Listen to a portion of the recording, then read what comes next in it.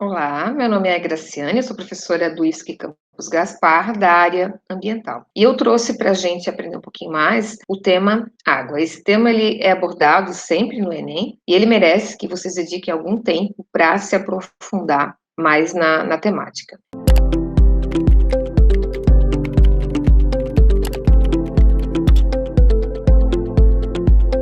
Se recorrermos ao dicionário, a gente vai ter o seguinte conceito de água: é o líquido composto de hidrogênio e oxigênio sem cor, cheiro ou sabor, transparente em seu estado de pureza e essencial para a vida. Quimicamente, ele é formado por dois átomos de hidrogênio e um de oxigênio, que forma a famosa molécula H2O. Aqui está representada essa molécula, né, da água, o arranjo dela dentro desse líquido. Então, é um líquido muito precioso, principalmente, né, para a vida no planeta. E a água, ela apresenta características únicas, né, devido à sua estrutura atômica e às suas ligações químicas, bem como também ao modo como as moléculas elas se associam nas fases sólida, líquida e gasosa. Com relação às características físicas da água, ela se apresenta então no estado líquido se, né, nas condições normais de temperatura e de pressão. Os outros estados da água são o sólido e o gasoso. A passagem, né, de um estado para outro envolve um rearranjo das moléculas da água e dos seus agregados. Como a gente já sabe, a água ela possui densidade elevada. A densidade é mais elevada, então, quando ela estiver na temperatura próxima de 4 graus Celsius. A densidade da água líquida ela é menor a 100 graus Celsius, quando ela já está prestes a passar para o estado de vapor, e se houver diminuição da temperatura, vai aumentar então a densidade, até a temperatura de aproximadamente 4 graus Celsius, onde apresenta a densidade máxima. Esse ponto também é conhecido como ponto de anomalia da densidade, pois quando diminui a temperatura, a densidade vai voltar a diminuir e vai apresentar a menor densidade, então, quando ela passa para o estado sólido. Essa característica, ela explica por que o gelo, né, que é menos denso, ele flutua em água líquida abaixo de 4 graus Celsius. A água ela possui um calor específico elevado, isso significa que ela absorve ou libera grandes quantidades de calor. O calor específico, então, é a quantidade de energia necessária para levar 1 grau Celsius a temperatura de 1 quilo de água, que esteja a 14,5 graus Celsius. A água é uma substância com maior calor específico, né? Então, o calor específico da água é de 1 caloria grama grau Celsius. Isso proporciona uma grande capacidade, né, de armazenar calor com pequenas mudanças de temperatura. Isso tem uma grande importância ambiental, pois garante, né, a estabilidade térmica dos ecossistemas aquáticos. Os grandes corpos de água funcionam como moderadores climáticos. Como a água ocupa 70% da superfície terrestre, essa propriedade ajuda, então, a controlar o aquecimento do planeta, porque os oceanos eles guardam, né, calor quando está quente e libera, então, quando o tempo está mais frio. Outra característica da água é que ela apresenta viscosidade. A viscosidade também ela pode ser influenciada, né, pelos sais dissolvidos e pela temperatura. Quanto mais quente, menor a viscosidade. Ela também permite a penetração da luz, o que é fundamental para a cadeia ecológica, né, dos aquáticos. A cor e a turbidez também são parâmetros de qualidade da água. A cor é geralmente um indicador da presença de metais, ou humus, né, ou do plâncton, e outras substâncias, né, que estejam dissolvidas na água. A água ela possui tensão superficial, então nessa interface água-ar, as moléculas são atraídas, né, pelas moléculas ao lado e abaixo delas, criando então essa película chamada de tensão superficial. Isso também dá o formato arredondado das gotas d'água. Com relação às características químicas da água, a água é um excelente solvente porque ela é capaz de dissolver uma enorme quantidade de substâncias, né? Por quê? As forças elétricas que ligam as moléculas de água entre si podem servir para ligar as moléculas de água às outras substâncias. Então, a água é um bom solvente para substâncias que têm cargas elétricas positivas e negativas, principalmente os íons e nutrientes minerais dos compostos orgânicos e metálicos. Mas ela é um solvente ruim, né, para substâncias como hidrocarbonetos, né, os derivados do petróleo e as gorduras minerais. Nos ecossistemas aquáticos, a presença e a concentração de alguns gases são importantes indicadores da qualidade ambiental. Então, se for baixa a concentração de oxigênio dissolvido, por exemplo, pode provocar a morte de peixes, né, ou de outros seres aquáticos. Existe uma constante troca, né, entre a atmosfera e o ambiente aquático, porém a difusão interna ela é geralmente muito lenta. Por isso, em criações de peixes, né, por exemplo, se usam aeradores, né, para acelerar essa troca entre o ar e a água. A concentração máxima de gases depende principalmente da temperatura. Então, durante o verão, os ecossistemas aquáticos eles acabam perdendo muito facilmente oxigênio para a atmosfera. Além disso, a água tem vários materiais dissolvidos, como sais e diversos nutrientes que mantêm a vida aquática. Pela quantidade de sólidos dissolvidos, a água ela pode ser classificada, então, como água doce, água salobra e água salina. E o potencial hidrogênico da água tem um valor 7. Com relação às características biológicas da água, a gente já sabe, né, que ela é essencial à manutenção de toda a vida no planeta. Além disso, né, nos ambientes aquáticos, ela comporta uma ampla biota, né? São vários seres vivos, né, que vivem dentro da água. Então, a gente pode ter, né, o plâncton, que é aquela comunidade de seres vivos que vive em suspensão, e aí pode ser dividido entre o fitoplâncton, que é a comunidade autotrófica, e o zooplâncton, que é a comunidade heterotrófica. Então, como exemplo, a gente vai ter as algas microscópicas, os protozoários, pequenos crustáceos, né, as larvas de crustáceos e as larvas de vários outros animais. O nécton, né, que são os organismos que se locomovem e são capazes de vencer, né, as correntes. Então, é o caso dos peixes, por exemplo, e de vários mamíferos aquáticos. E depois a gente tem os bêntons, que são todos os seres que habitam o leito dos corpos d'água. Alguns são fixos, né, que são sésseis, como as algas, né, macroscópicas, esponjas, moluscos, as anêmonas, e os outros que se locomovem no fundo, né, no substrato, como as estrelas do mar, os caranguejos, os siris e os caramujos, por exemplo. Apesar, né, de o planeta ser 3/4, né, de água, a água doce, aquela que a gente usa para vários, né, dos nossos usos nas residências, nas indústrias, na agricultura, na dessalinização de animais, entre outros, ela se apresenta numa pequena quantidade no planeta. Então, aqui tem um gráfico que mostra essa distribuição, e aí a gente acaba vendo, né, realmente uma diferença gritante entre a disponibilidade de água doce, aquela que a gente utiliza, e a água salgada. Então, 97,5% do planeta é de água salgada, e essa água toda, então, ela está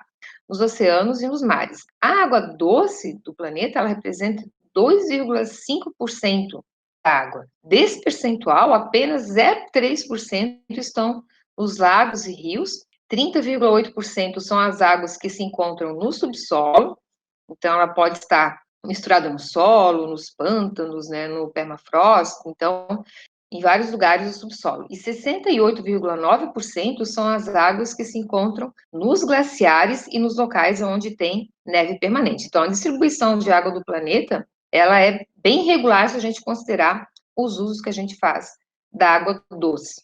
E aí a gente sabe, né, que um dos maiores problemas que a humanidade já enfrenta e vai enfrentar é a questão da escassez hídrica, ou seja, a falta de água doce e a falta de água com qualidade em alguns locais do mundo. O uso da água mundial ele aumentou 6 vezes nos últimos 100 anos, ou seja, usamos cada dia mais água, e esse uso continua a crescer de forma constante, né, uma taxa de cerca de 1% ao ano, em razão do aumento populacional, do desenvolvimento econômico e da própria mudança, né, nos padrões de consumo.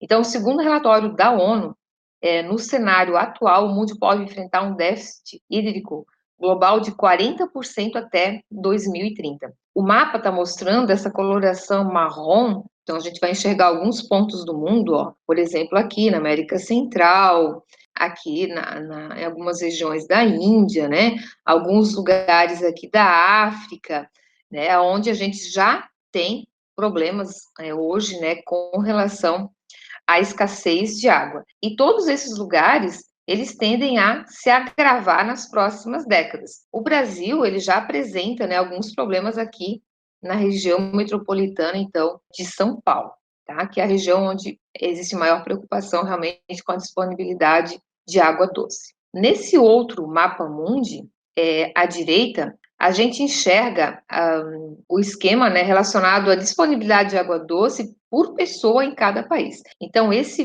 verde, né, ou esse marrom mais escuro aqui, ele representa uma condição melhor, né, de distribuição de água por pessoa nesses locais. Então, é onde existe maior concentração de água, né, por pessoa, certo? Porém, a gente vê que o Brasil, né, apresenta uma condição bem interessante, mas se nós observarmos, né, a distribuição apenas do Brasil, a gente vai ver que aonde nós temos uma maior disponibilidade de água doce, que é no norte, é onde a gente tem uma população menor, né, e onde a gente tem uma maior demanda de água doce, que é na região sudeste, a gente apresenta uma disponibilidade menor. Então, não quer dizer, né, que essa água toda que o Brasil tenha, ela está disponível para todo mundo. Então, a gente tem uma concentração de água doce na região norte, porém a região menos populosa, né? Então, a gente tende, né, a ter problemas de falta de água doce nos lugares onde a gente não tem tanta disponibilidade hídrica, como, por exemplo, o Nordeste. Aqui alguns dados relacionados com a água no mundo. Então, existem muitos dados, existem muitos relatórios, e todos eles apontam, né, para os diversos problemas relacionados à água que a gente tem no mundo. Eu trouxe alguns dados, né, para a gente pensar, alguns dados mais recentes. Olha só, então, mais de 90% dos desastres naturais estão relacionados com água, incluindo secas, inundações e tempestades tropicais, com impacto significativo, né, nas sociedades e na economia. E aí a gente pode citar o evento bem recente que houve agora em dezembro, em Presidente Getúlio, onde uma enxurrada, né, infelizmente, vitimou 21 pessoas. 4,2 bilhões de pessoas, ou seja, 55% da população mundial, não tem saneamento básico. Então, olha só que número bem alarmante, né? Então, a gente tem mais da metade da população que não tem saneamento básico. E aqui, incluindo saneamento básico, não é só água tratada, né? É questão do esgoto, é questão do resíduo. Então, a gente tem, infelizmente, ainda não temos a população toda atingida, né, com esse saneamento que seria uma condição básica para você ter qualidade de vida. Mais de 4 bilhões de pessoas no mundo ainda não têm acesso a uma água potável. E aqui um dado bem alarmante, né? As crianças com menos de 5 anos são 20 vezes mais propensas a morrer de doenças relacionadas à água imprópria para beber e à falta de saneamento do que devido a conflitos. Então, a gente tem possibilidade, né? É 20 vezes mais fácil as crianças com menos de 5 anos morrerem de doenças hídricas, como a cólera, a hepatite A e diarreias, né, do que morrer numa guerra, né, ou em algum conflito. O Brasil, né, com relação ao saneamento, né, como a gente viu aqui, tem uma situação bastante precária, né? Em 2020 a gente teve promulgada o novo marco legal do saneamento básico do Brasil, porque nós temos ainda 16% da população sem água tratada e 47% da população sem acesso, né, à rede de esgoto. Então, com essas novas diretrizes, haverá uma maior abertura, né, do setor de saneamento à iniciativa privada e o estabelecimento de metas para universalização desse serviço. Então, realmente se espera que o saneamento básico, né, do Brasil, ele melhore com esse novo marco legal do saneamento. Nesse slide, a gente vai observar o ciclo da água. Então, a água ela está em constante ciclagem no planeta, que é o que a gente conhece como ciclo da água. Então, esse ciclo, ele renova o recurso mais precioso para a vida que a gente possui. Eu vou tentar resumir um pouquinho, né, como é que se dá o ciclo da água. É a energia do Sol, então, que é a grande propulsora do ciclo da água. Então, ao prover a luz e o calor que vão aquecer, né, que vão aquecer a água, vai haver, então, a evaporação. Esse vapor, ele vai subir, vai formar as nuvens. Quando está em excesso, né, essa água na atmosfera, ela vai precipitar e vai voltar à Terra. Então, aqui ela pode escoar que seria o ciclo mais curto da água, ou ela pode, né, e deve se infiltrar no solo, aonde ela vai alimentar, então, os lençóis freáticos, os quais vão alimentar, então, as nascentes, os rios, os poços, os riachos, né, esses mananciais que existem. Ao cair sobre as cidades, né, onde a gente tem um solo bastante permeabilizado, que não consegue absorver a água, ela vai acabar escorrendo pela superfície, o que pode, então, causar as enxurradas e as inundações. Apesar de haver uma grande diferença entre a água superficial, subterrânea e atmosférica, na realidade, a água é sempre a mesma água. Ela apenas vai mudando, né, o seu estado físico. Então, a água presente na chuva, por exemplo, ela já esteve no subsolo, ela já esteve nos cumes das montanhas, no mar, nos rios, talvez até no corpo, né, de algum ser vivo. O ciclo da água é o ciclo mais ativo do planeta Terra e ele também é capaz, né, de alterar todas as paisagens do planeta. Porém, né, a gente sabe que o ciclo da água ele vem sofrendo, né, interferências aí do ser humano. E aí vamos conversar sobre algumas dessas interferências. Então, a gente tem, por exemplo, o desmatamento e as queimadas, ambos, né, suprimem as florestas, e essa retirada, então, da cobertura vegetal, ela pode exaurir os recursos hídricos, por quê? Porque ela influencia exatamente naquela etapa da infiltração da água, além, claro, né, de toda a perda da biodiversidade. A impermeabilização do solo, causada principalmente pela ocupação, pela urbanização, não vai permitir a infiltração. E aí pode trazer alagamentos, né, por conta do excesso ali de água do escoamento superficial. Nós temos ainda várias intervenções nos cursos naturais, em todos os lugares do planeta. Então, são várias intervenções das mais diversas formas que buscam, né, atender às necessidades econômicas, só que acaba, né, alterando ali os cursos naturais, a dinâmica da água naquele determinado local. Então, a gente vê barragens, a gente vê canais, a gente vê despejos ilegais, entre outras intervenções que ocorrem ao longo de todos os lugares.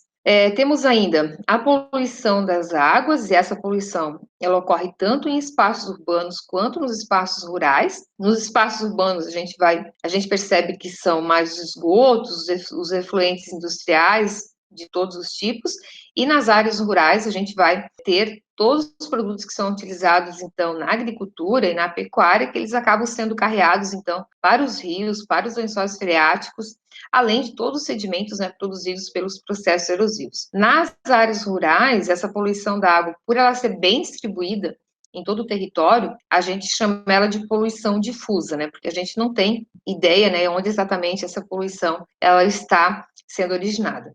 Quando a gente conhece, né, o ponto exato, né, da origem da poluição, como, por exemplo, um despejo aqui pontual, né, como a gente está vendo aqui de algum efluente, a gente diz que é uma poluição pontual, certo? Quando ela é distribuída por um amplo território, né, a gente diz que é uma poluição difusa. Outra interferência que a gente vai encontrar dentro do ciclo da água são todas as obras, né, de retificação dos cursos de água. Elas vão alterando essa dinâmica natural das águas e muitas vezes, né, os rios são retificados, são canalizados e acabam mudando toda uma paisagem e traz vários transtornos, né, quando a gente tem épocas mais chuvosas. Quando a contaminação se dá no ar, também afeta o ciclo da água. Por quê? Essas substâncias, esses poluentes, né, que estão no ar, eles vão reagir com a molécula de água, que podem formar, por exemplo, a chuva ácida. E a chuva ácida vai ocorrer onde tem, principalmente, né, excessos, né, de poluentes atmosféricos. E o impacto dessa chuva se dá com relação ao prejuízo no patrimônio histórico e cultural, que ficam expostos ao tempo, à vegetação e aos ambientes aquáticos, né, principalmente os lagos, onde vai haver diminuição do pH.